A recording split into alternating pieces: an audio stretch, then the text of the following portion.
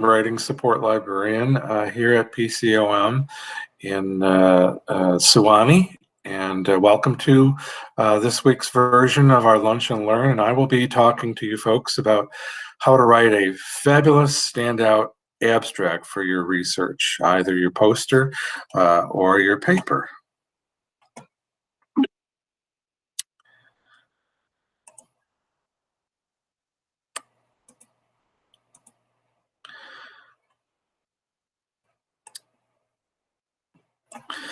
Okay, so basically this is just going to be a lecture of a bunch of tips. I'm not going to play teacher and ask you questions and have you do any active learning.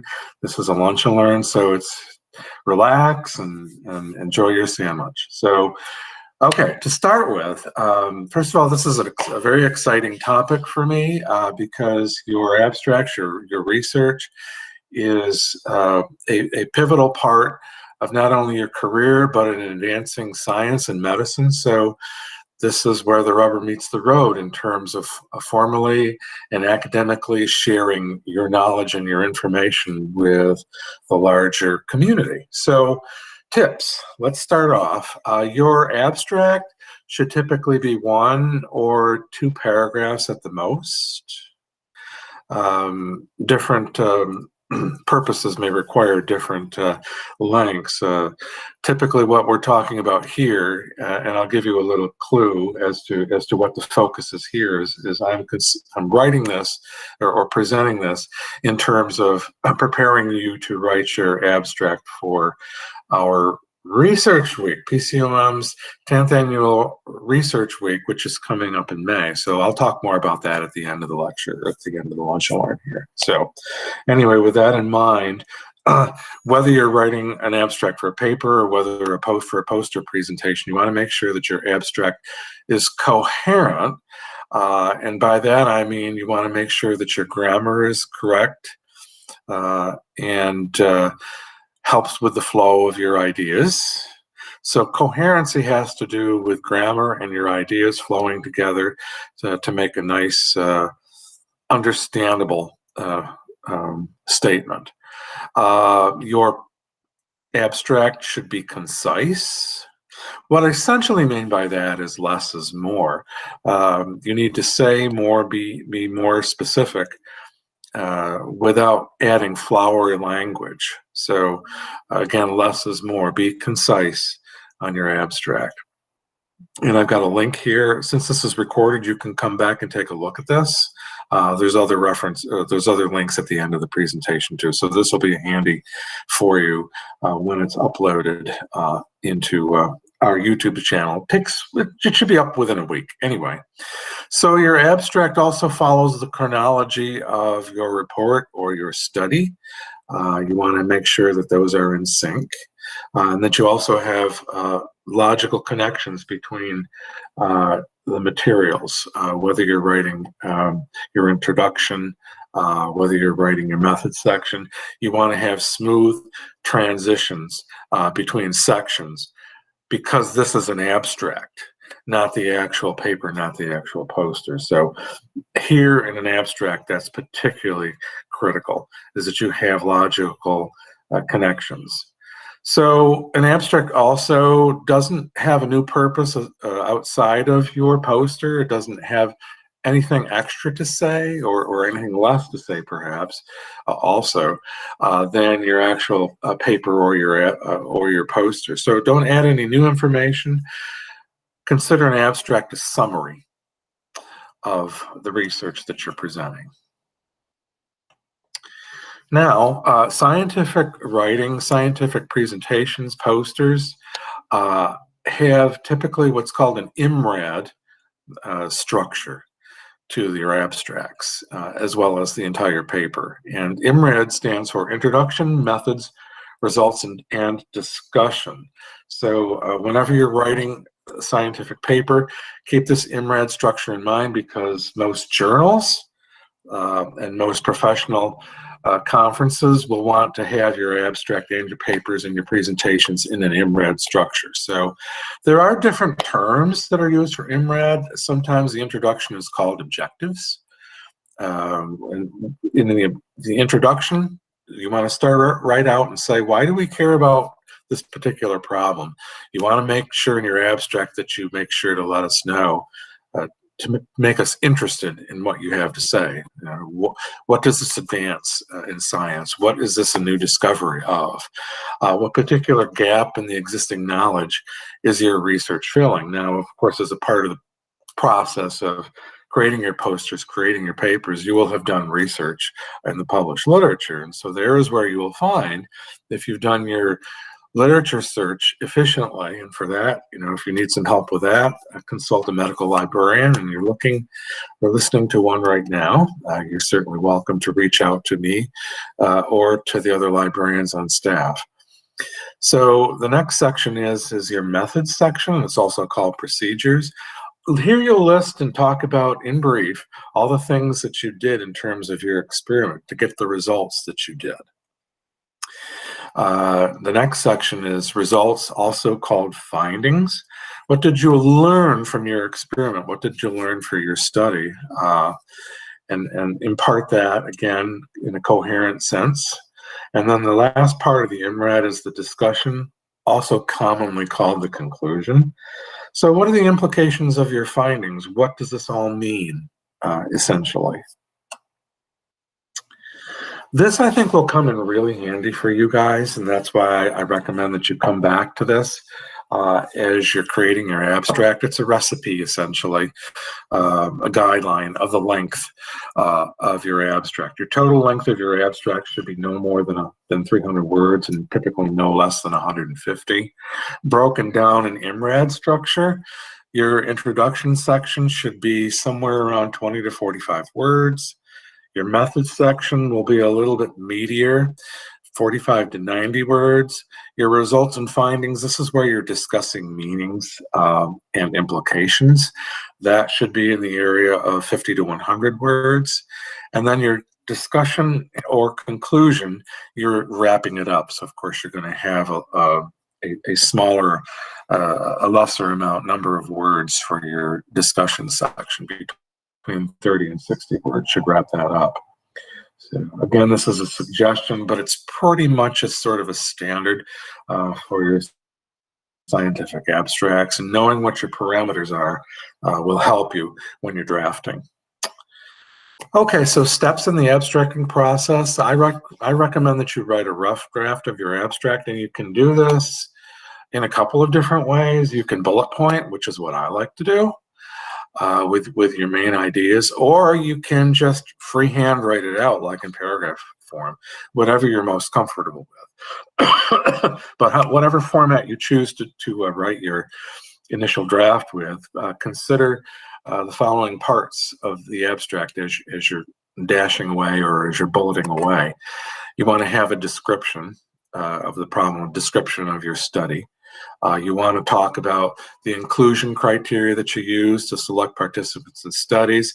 This is where you talk about allocations, descriptions of the groups that were included in the studies that you've used. You want to talk statistics a bit. You want to talk numbers.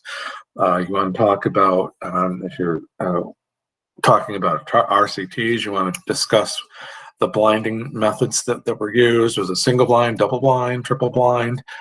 You also want to provide the main results as you're going through, and a description of any conclusions or implications. Don't worry about the length of your rough draft, because what you'll do is you'll pare it down from there. So don't worry at this point about that recipe I just gave you with a number of words. Just be free writing on your rough draft. Don't worry about that. One of the things that you want to consider as you're writing this rough draft, make sure you're saying the same thing in your paper as you're stating in the abstract. As I mentioned a couple of minutes ago, your abstract isn't going to say anything more or anything less about your actual paper or poster. It will say it in fewer words, perhaps, but it's going to have all of the main points included within your paper. So don't think up some new idea or some other revelation that you've had in terms of writing your abstract. Your abstract, of course, is going to be the last piece of writing when you've done your project. So, obviously revision of your rough draft would come after you've done your free writing or your bullet points. Here is where you start to dust up the paper for the mechanics. You want to make sure that any weaknesses in the grammar or the language is taken care of. Your grammatical errors are fixed. Organization and coherence, pay particular attention to that. Again, eliminate wordiness. And this is key too, because in scientific writing, there's actually some sentences that are perfectly grammatically correct, which are very long. That's rare, but in scientific writing, there is a definite tendency for writers to write, and not even realize what they've just done is write a run-on sentence. So you want to make sure to eliminate wordiness and to use punctuation properly as well. That's not on the slide, but that's an additional tip. You want to make sure that you're not including too much punctuation, but you also don't want to leave it off as well. Grammatical errors, I have a little asterisk on, and I'll talk about what that means in a minute. So keep that in mind.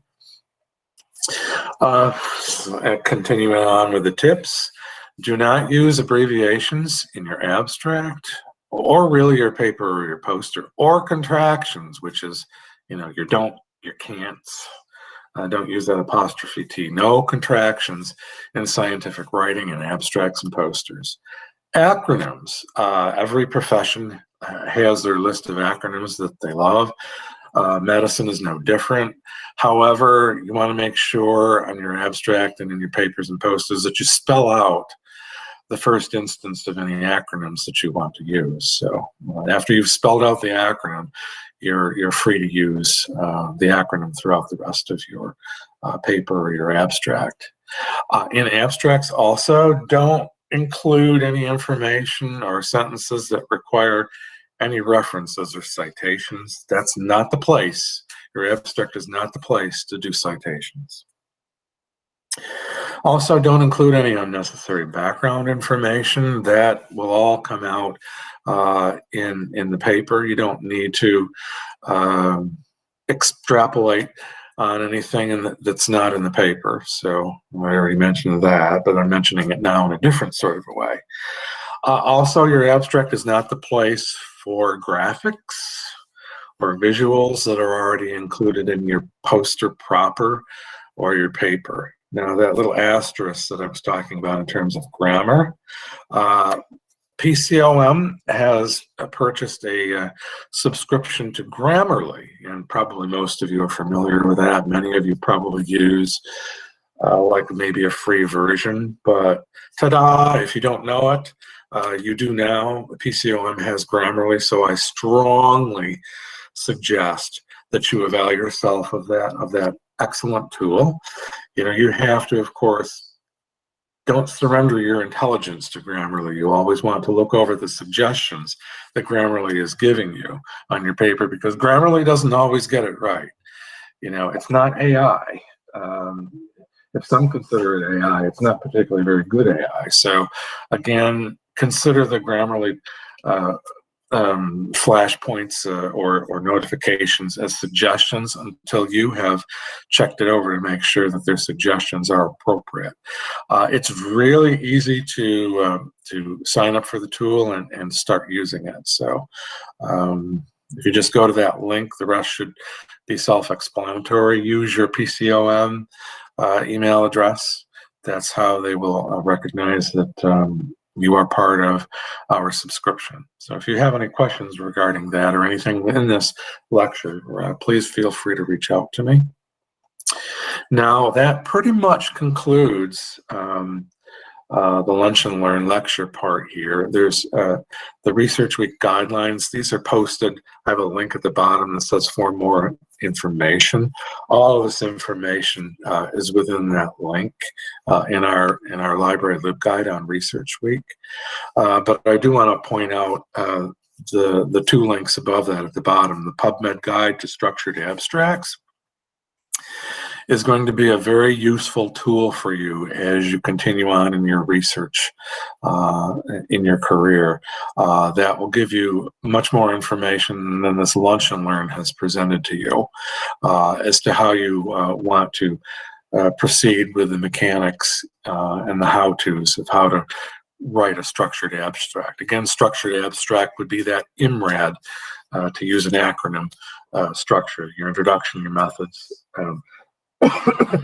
your reportings, and your discussions. So that would be all that I have. So I'm going to open up the floor to any questions and stop sharing.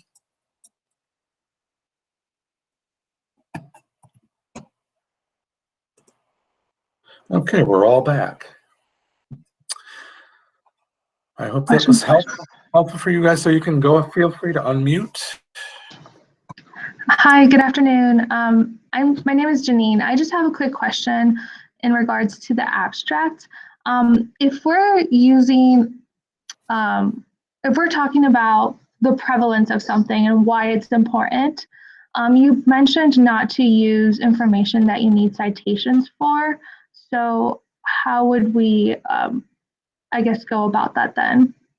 If you, well, I've given workshops on that very subject, and there's two tools, writing tools that you would use to get around that, but you'd have to be even more, I guess, explicit in terms of putting the ideas forward. I would suggest paraphrasing and summarizing. But again, you're still, if you're doing paraphrasing and summarizing, you still need to cite. So, exactly, yeah. So it's your experiment. So I would leave out in your introduction anything that goes outside of the Lunch and Learn lecture materials that I've suggested here. That's not really the place to include that information. So your introduction's about what you've been doing, not what about others have been doing. There's room for that in your poster or your paper to do that.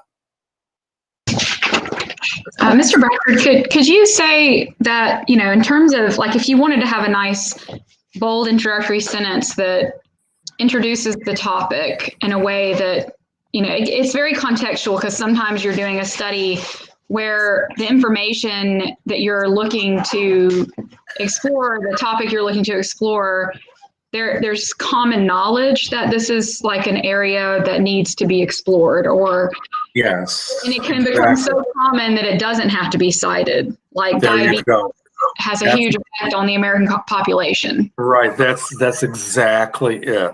Thank you very much. Yeah, and then sometimes you just want to say something like, we're really interested in the relationship between these two things, and that would never have to be cited. But you can approach it from either saying, you know, giving such general information that everyone kind of accepts, that you'd find across the board textbook almost information, versus saying something that is just maybe very particular to what you are interested in looking at, that maybe isn't.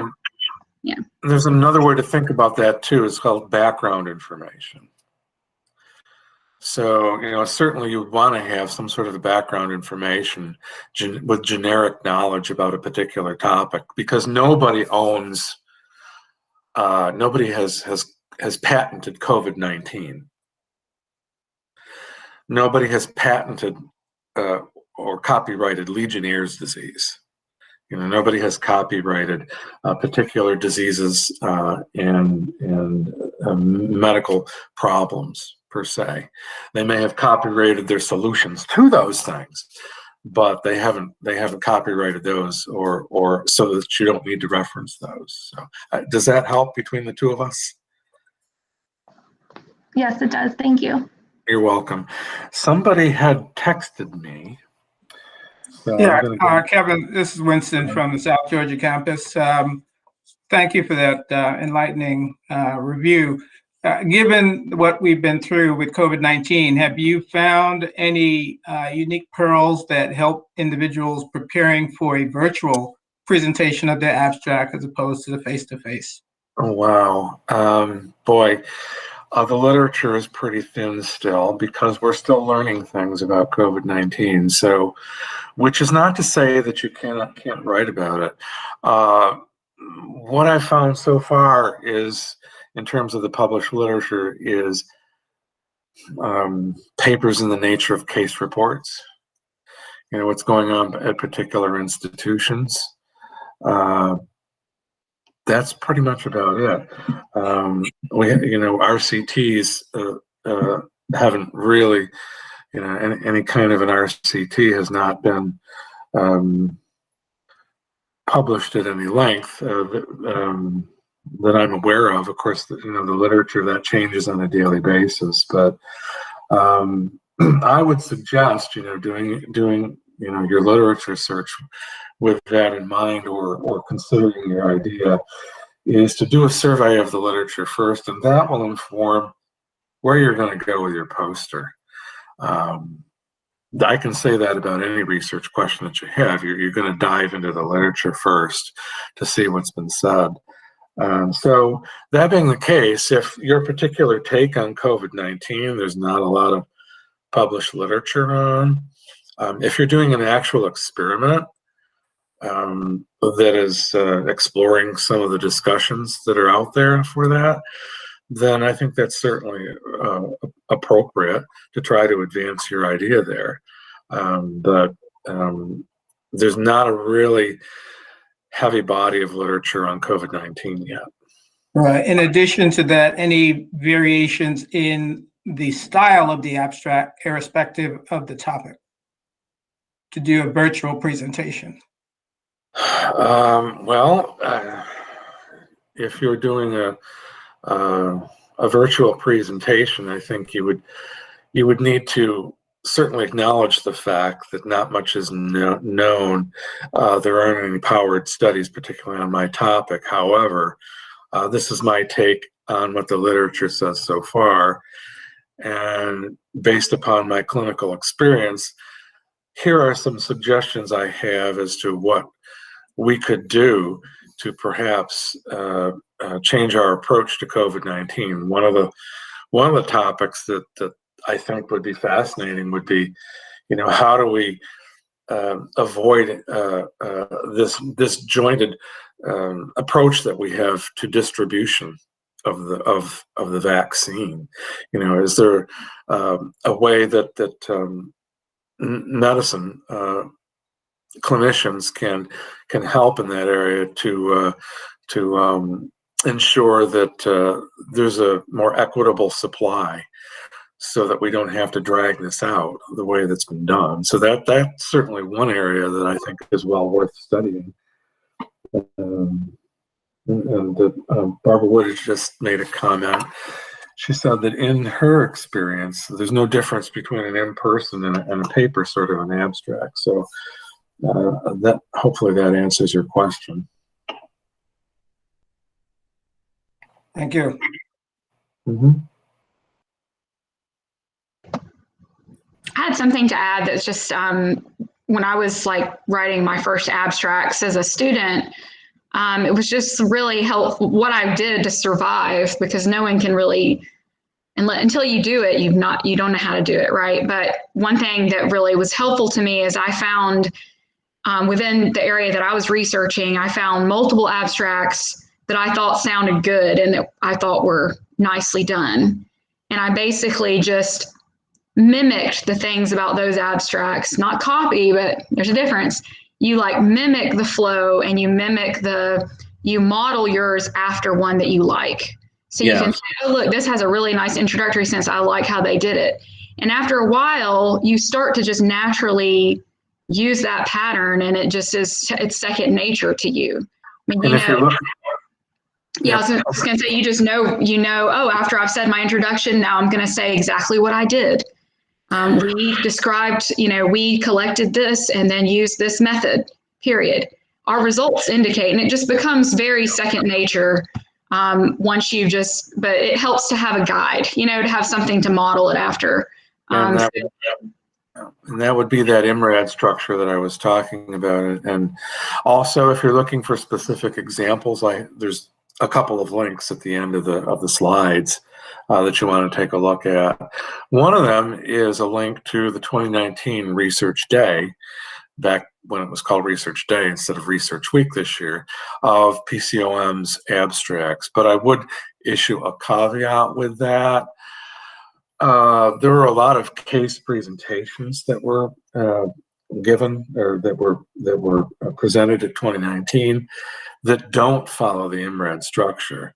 Now, if you're looking at the databases as well as journals, they would not accept the type of structures that I've seen actually in the 2019. I mean, it's fine for PCOM, we're a friendly bunch, and so they're not as rigorous with that. But keep in mind, as you're looking at those poster abstracts, many of them are not written in Imrad structure. And if you want to consider writing in journals, if you want to consider presenting at professional associations, you really want to have that Imrad structure down.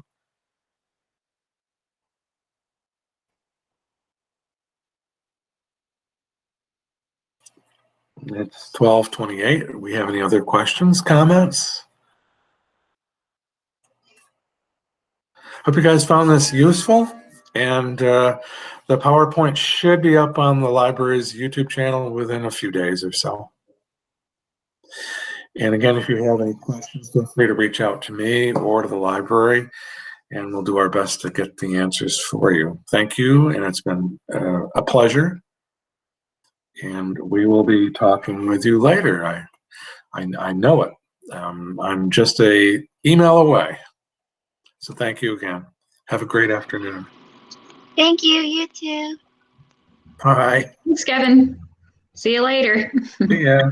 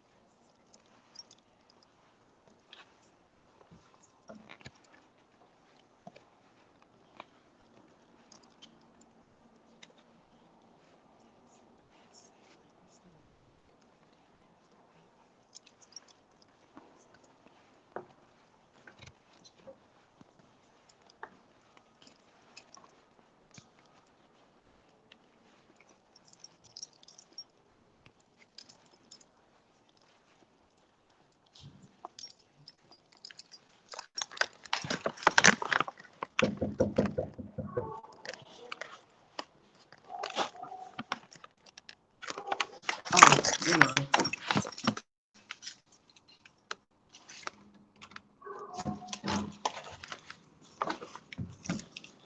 ahead, Steve.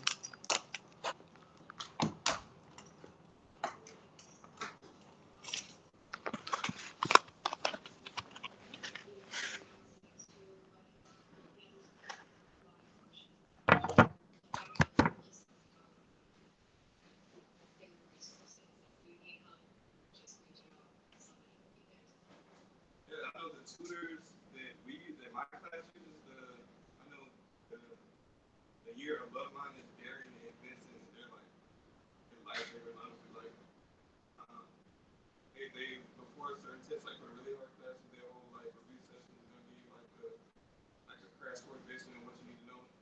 And honestly, they've saved me like a better grade on these tests. And a professor, just if you show interest, they will definitely.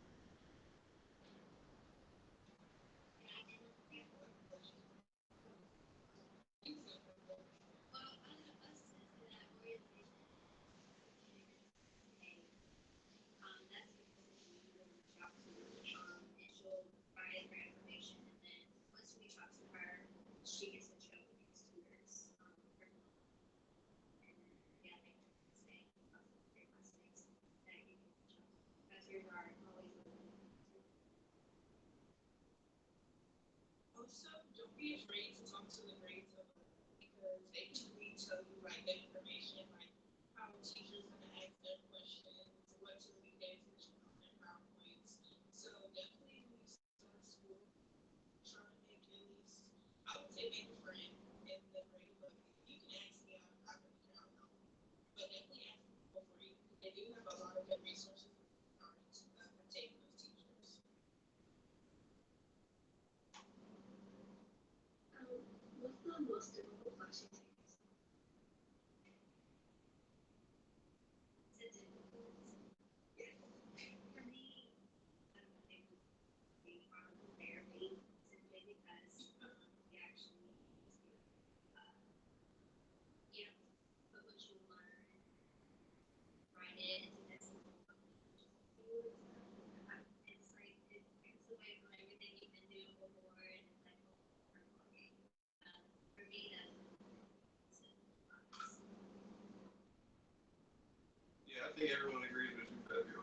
That pharmacotherapy is something we're still trying to learn how to do correctly. So it's very difficult. Like learning to like basically they give you a case where a patient like normal people that have like 1,000 things wrong with them, then you have to just very specifically get the correct answer between so many drugs. It's crazy, but it's fun. It's fun, I guess. it's definitely challenging. I would say that is the hardest class. You don't start that until you're in 2 year. So that's something to look forward to. But it is doable, and I recommend going to class with that one if you know they're still doing the hybrid stuff. If you have the option to go to campus, definitely go. I think that's really helpful, of course, because there's so much information that they want you to put down as answers. I personally being in class has helped me a lot. I agree with all of them. Definitely that class is hard. So how would y'all compare like the rigor of these courses to like undergrad? Or like the amount of having to study in your undergrad or something like that? So it's definitely a lot more information that you at once. But what I like about how they set it up is like what you learn in one class will help you kind of like if they overlap with something you're learning in a separate class. So I like how they run whether it's like you're like learning overall anatomy or something, like it overlaps. So you eventually start putting things together. But the information is definitely important, and you will definitely have to maintain your studying habits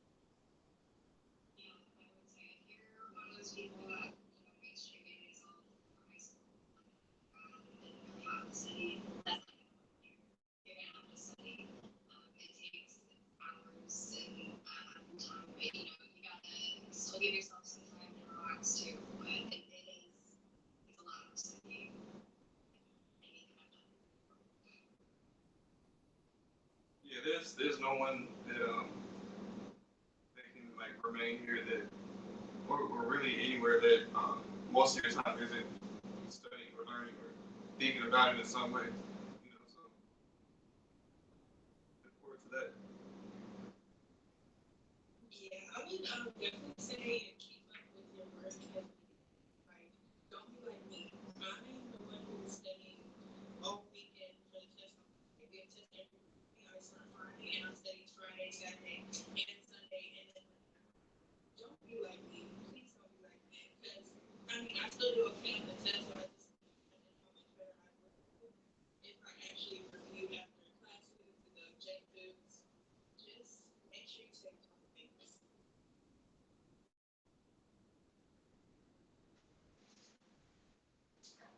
Are there any non-money? Are there any like clubs and events for students? Yes, last organizations. This year it was a little difficult. So I guess I can get a good list of how each organization is, but there are a good handful of pharmacy organizations. Like you have one for Librarian, you have one for hospital, you have like more pharmaceutical industry. There's a lot of options. And you got like the bigger organizations like HA, there's lots of options. So yeah, there you have to do like there's PCOM fit, like maybe like then you can look into that as well. There are a lot of organizations which will give you leadership, ability, and opportunities as well.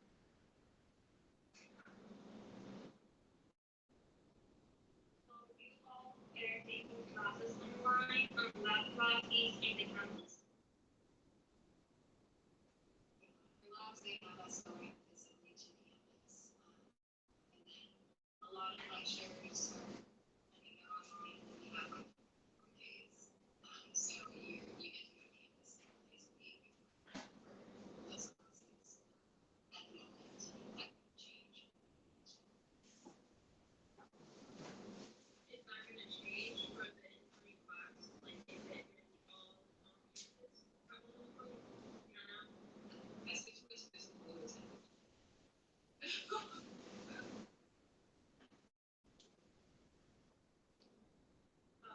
Do you guys have a lot of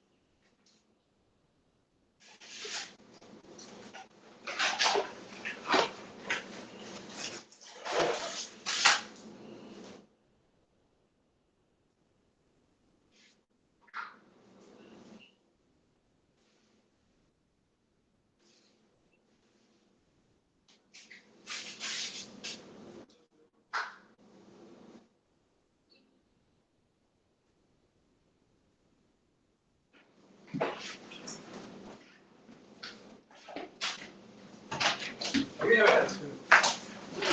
How do I have an attitude? We have the door. The way you put me. I just closed the door. I don't have an attitude. You're gonna make me have attitude. Don't play with me. Don't play with me. I don't have a problem. Why you come out the door talking about why you got an attitude? Why you acting like that? I don't have a problem. This ain't even the same type of case. That I couldn't find that when I told you that. I thought you said Otterbox was replacing. That's bullshit.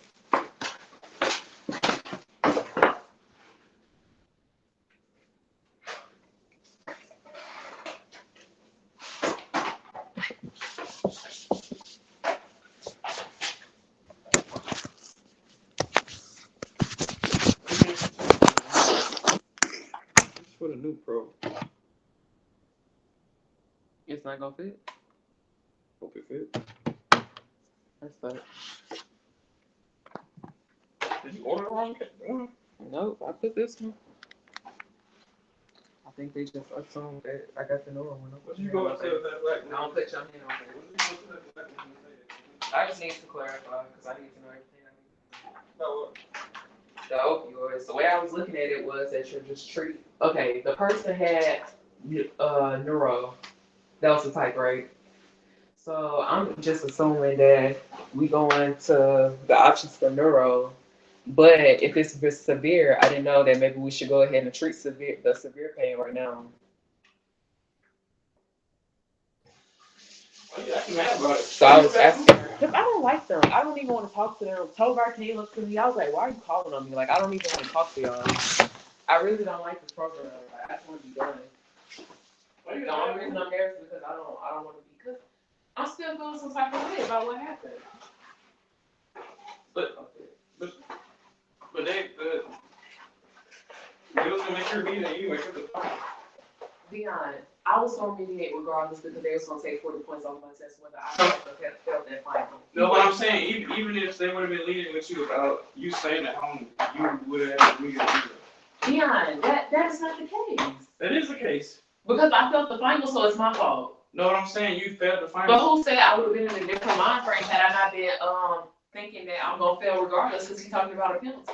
He told me that the week before. You didn't know that you was going to, you didn't know you Yeah. had the form test until after the final. Okay, it does not matter whether I pass or fail the final. They was going to take 40 points. They wasn't going to be leading. If they were going to be leading, it feels like. Oh, but I'm saying, maybe they're not. I'm saying maybe they're not being lenient now because they know that you either way you failed the final. Well, that sucks. That's on them. That's not me. I can't assume that that's what they doing. It would be that case if they didn't fail me. That's even more worse. If you gonna try to pin it on me failing the final, only pin it on that. Why would you still take 40 points? Because now I got to retake the open exam and the finals. Oh, you only got to take two. I have to take two. The open book so you don't exam got and to the take finals. 4. You don't have to take 4 exams. They have it on one day for both. I'm saying, how many? So you don't have to take 4 exams? No, it's all gonna be on one day. I'm saying, how many exams is one of I'm taking 2. One for the final, one for all the open book exams. They put it all in one. You get what I'm saying? So 2 finals there? Yes. That's weird. Yeah, that's what I'm saying. If it wasn't that case, What they day would is have did that in June. But he said he don't know yet.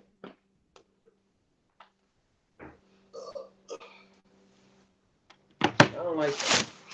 Make sure you can keep everything organized so you can have something to go back to. Yeah, I do. I just, ugh.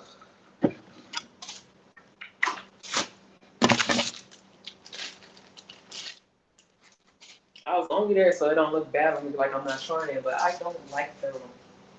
I do not like them. I tried my best to not make eye contact. Yeah, ain't about that. I know it's not about that, Okay, but so it's it's not about- fair. What's not fair? Me having to deal with them. Deal with them. Yes. What's real? I have to deal with them. They're my professors. If they didn't want, if they wanted to be lenient on the exam, they should have. They shouldn't have me waiting saying, "Oh, we don't know the leniency is here." Yeah. That's me. I'm saying, even if they would have been lenient, they still wouldn't have been able to pass you. Dion, we can talk about that. We can talk about that. So you saying? Okay, I feel it was gonna be me though, regardless. That's my fault. Because you just keep bringing up the final. I'm talking about that exam. That's my first problem. No, I'm saying you can't pass the class without passing the final. Exactly, Dion, but I was not going to pass whether I pass or fail the final. They was going to take the 40 points off anyway. If they were not, they would initially said, we're not going to take the 40 So points off. that would have made you pass the final.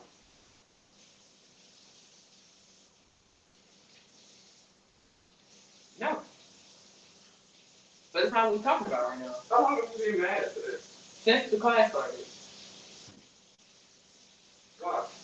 Oh, let's see. Do I have to keep explaining? Alright, it's also You talking about something talking to you. You're sitting here telling me, well, you didn't pass the final, so it wouldn't have mattered. How is that supposed to make me feel? I understand it, but I'm telling you, they still effed me over, whether or not I passed the final. Oh, we talked about that already. Yes, but you're saying, well, you wasn't gonna pass anyway. That's your point of bringing up the final.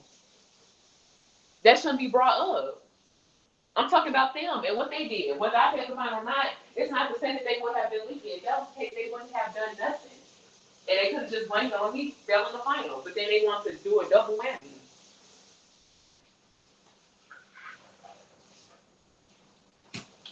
I can take accountability, but I can't take accountability when they're not doing what they're supposed to do.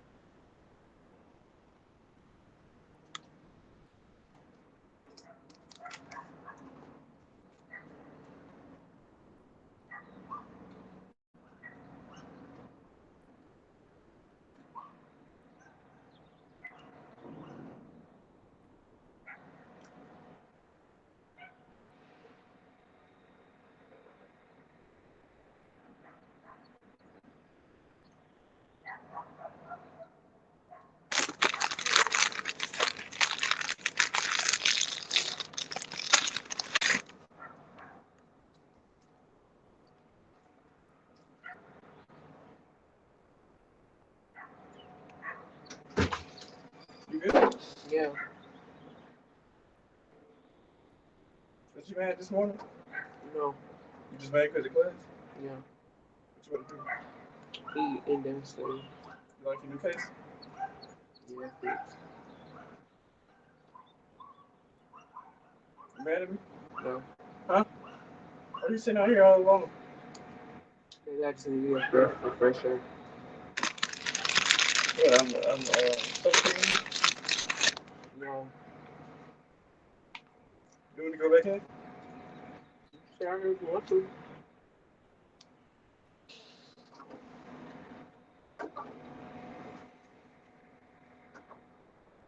What's that on your chest? The rash from eating shrimp.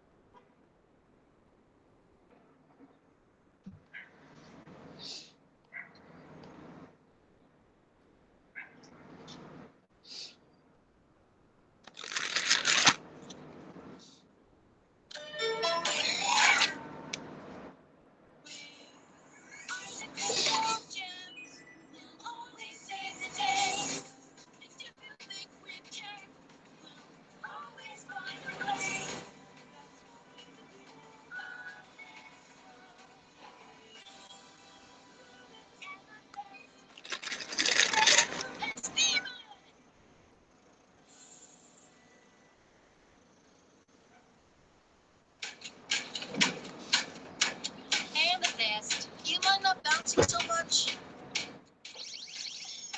Sorry. I'm super excited. Greg is taking me to a show. A show? You mean like at the theater? No, like at a show. Like a band at a house with a whole bunch of people hanging out and doing stuff. Ooh, man, that sounds cool. We have an awesome night planned too. We're doing a puzzle. Well, I know it sounds tame, but it has 612 pieces and no corners. I found a corner. Oh. Hey, y'all. Great. So, you ready to throw down in the pit? No pits for me tonight. Sorry, Amethyst. It totally slipped my mind that Barb invited me and Vidalia over for cards. Cards? Broke you guys out of the retirement home. Trust me, I'd love to go to the show, but Barb threatened to hold my mail if I didn't. She is not a woman of empty threats. Man, forget it. You can't go solo. That would be boring. You could hang out with us tonight. And do a puzzle? Maybe we can fit in some knitting too. That's not what I meant. We could go to the show with you. Really? What? You want to go to a show with loud music and people pushing each other? I've done my fair share of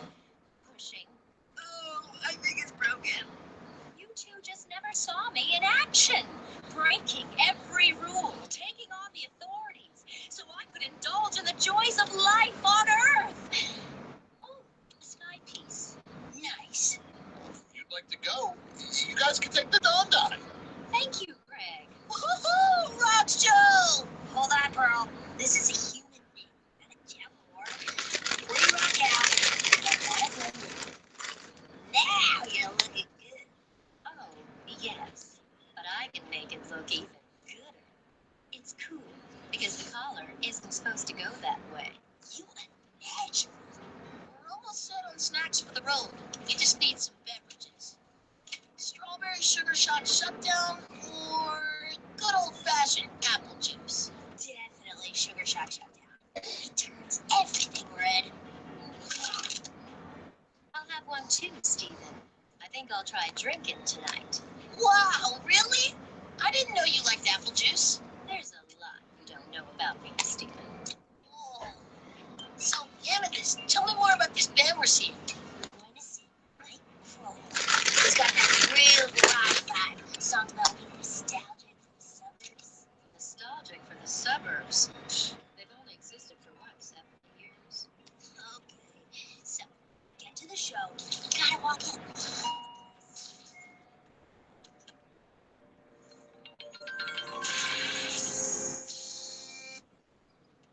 Oh, hey, right there. Perfect example. Pearl, you okay? I just didn't realize humans could come with pink hair. They don't. You gotta go to the store and get this goo. It smells really bad and it turns your hair whatever color you want. Why would you do that? Why don't you go and ask her? Hey, yeah! We're about to go hang out with a bunch of cool humans. Go do a practice round. Do it! Do it! Do it! Well,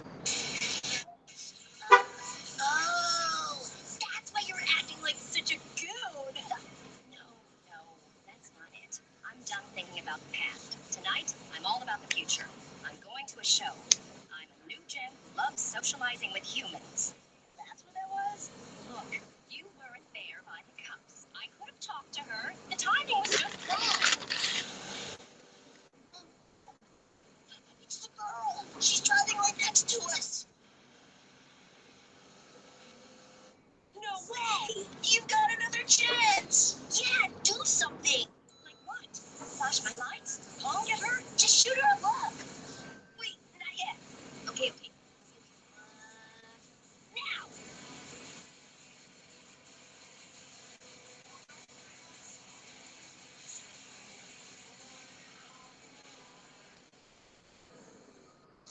Dude, the light was red. What was I supposed to tell you? I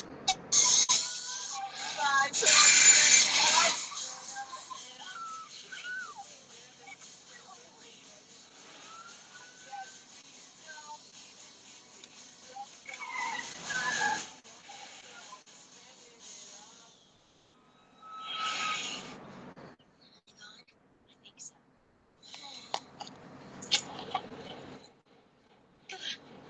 What is it? We're out of gas. Oh, what? Wait, I'll find a gas station. Looks like the closest one is 20 miles away.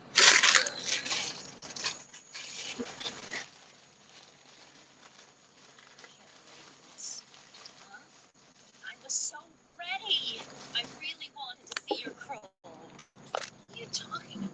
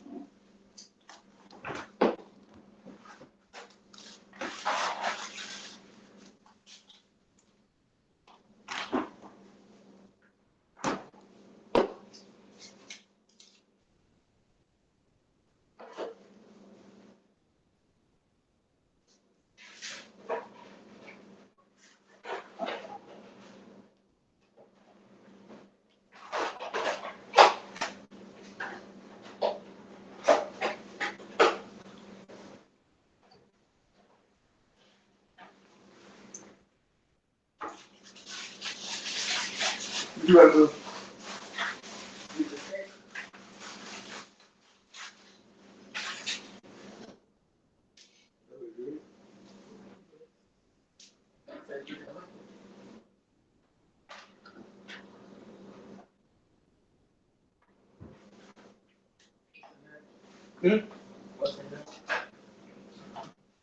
Handful of mixed fruit,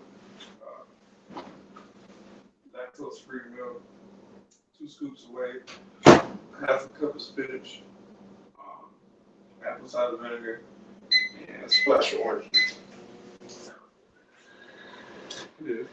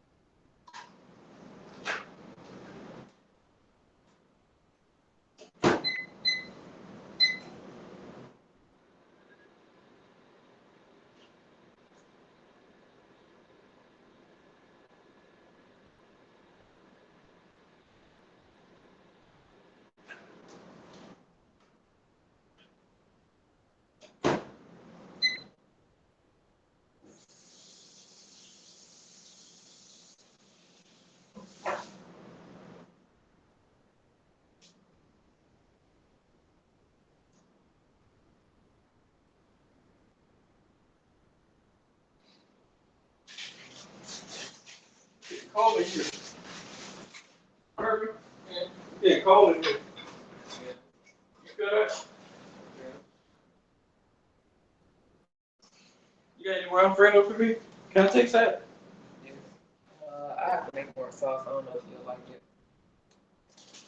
I think this one has more sauce.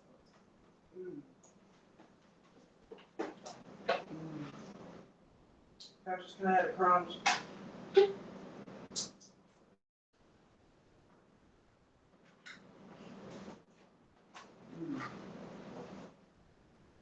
This one has some more sauce. Take some. Why would you do that? It just came up. You don't like spit. I know. Yeah. This has more sauce than the other one. Now, you can get that from the rest of your mouth. The crust. The crust.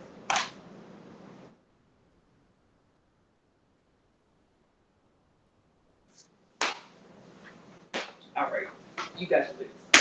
Ouch. I don't like this.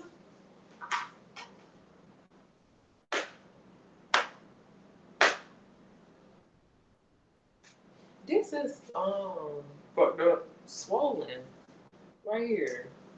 And it's red and it hurt to the touch. Mm-hmm. It's fucked up.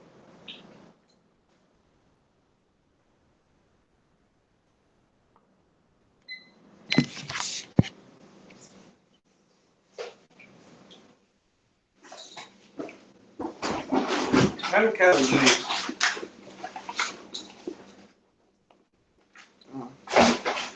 It's 100 each. Maybe that's why they don't touch it. Maybe that's why they don't touch it. What that mean? Just so we can limit ourselves.